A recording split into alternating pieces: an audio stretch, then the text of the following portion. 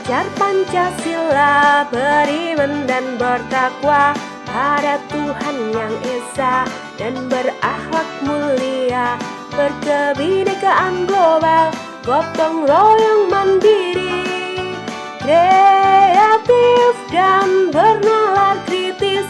Belajar Pancasila, beriman dan bertakwa pada Tuhan Yang Esa, dan berakhlak mulia, berkebinekaan global, gotong royong mandiri, kreatif dan Waalaikumsalam warahmatullahi wabarakatuh. Baik, seperti biasa sebelum memulai kegiatan belajar, kita berdoa dahulu. Silakan ketua kelas untuk berdoanya. belajar Pancasila.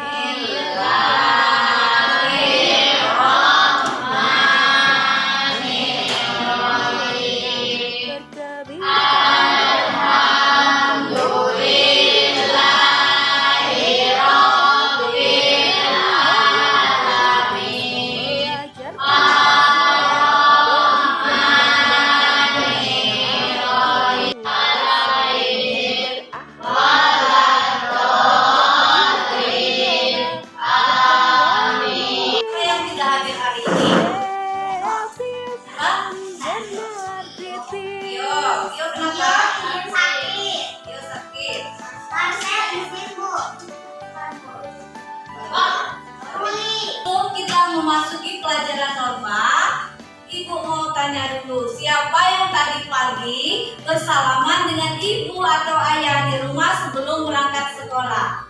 Siapa? Iya, bersalaman tadi dengan ibu dan ayah sebelum berangkat sekolah. Bagaimana cara bersalamannya?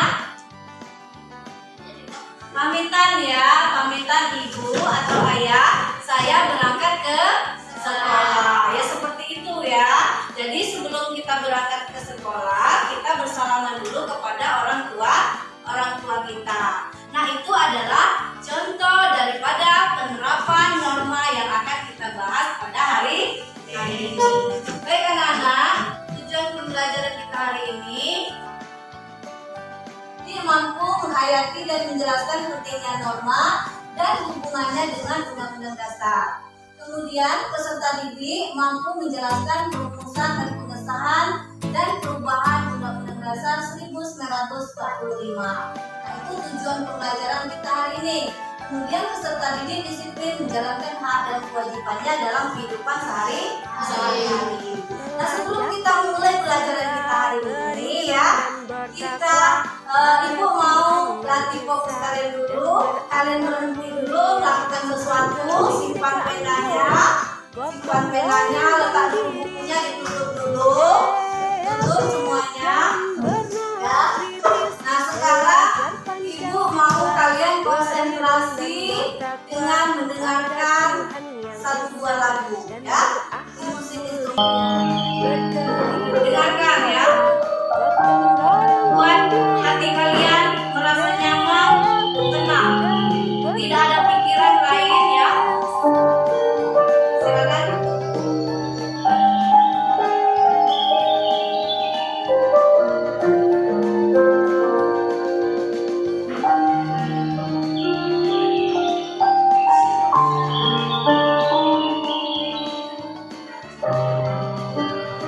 Bayangkan suasana nyaman dan tenang ya, tinggal mendengar musik tersebut.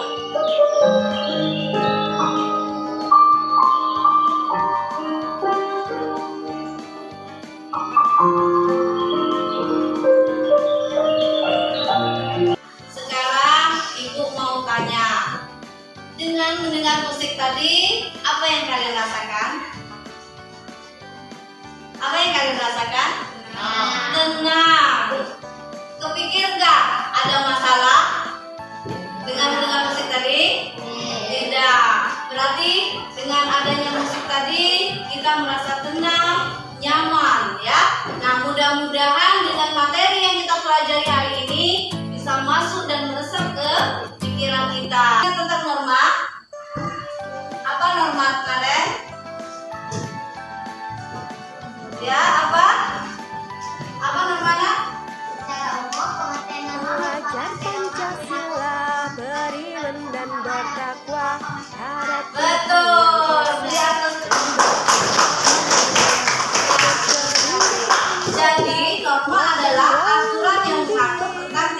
kita di dalam kehidupan bermasyarakat.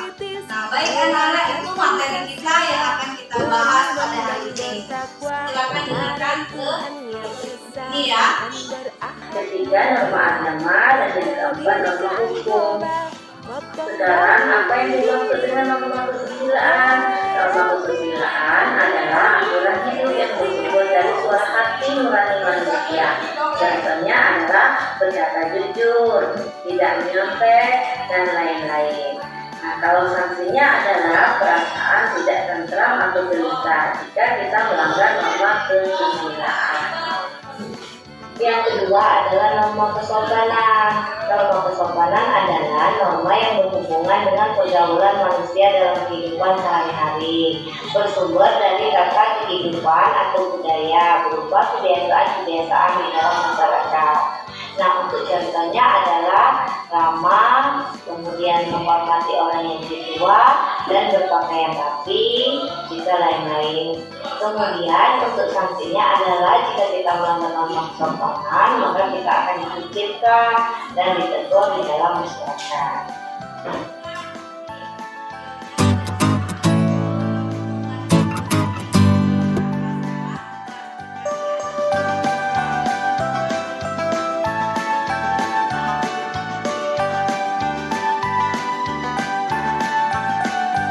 Belajar Pancasila, beriman dan bertakwa pada Tuhan yang Esa, dan berakhlak mulia, berkebinekaan global, gotong royong mandiri, kreatif dan bernalar kritis. Belajar Pancasila, beriman dan bertakwa pada Tuhan yang Esa, dan berakhlak mulia, berkebinekaan global, gotong royong mandiri, kreatif dan bernalar kritis.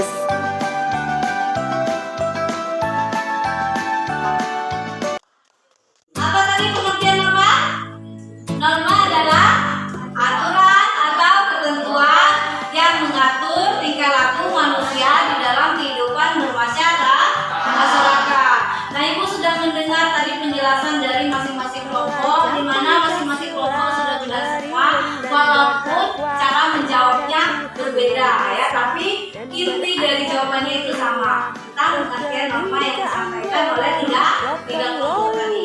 Kemudian macam-macam norma di dalam kehidupan bermasyarakat itu ada empat macam, yaitu norma agama, norma kesusilaan, norma apa lagi?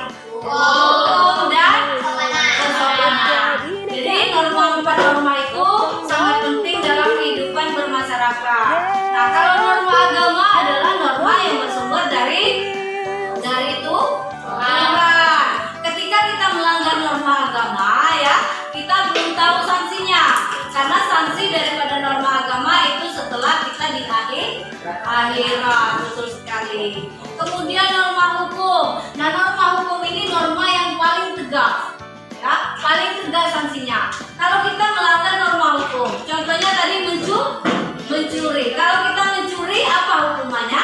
Tapi masuk penjara, betul sekali. Jadi itu sangat tegas hukumannya. Kalau norma hukum, dia kalau kita melanggar norma hukum, hukumannya adalah penjara. Jadi jangan sekali-kali melanggar norma hukum. Kemudian, apa artinya norma kesopanan?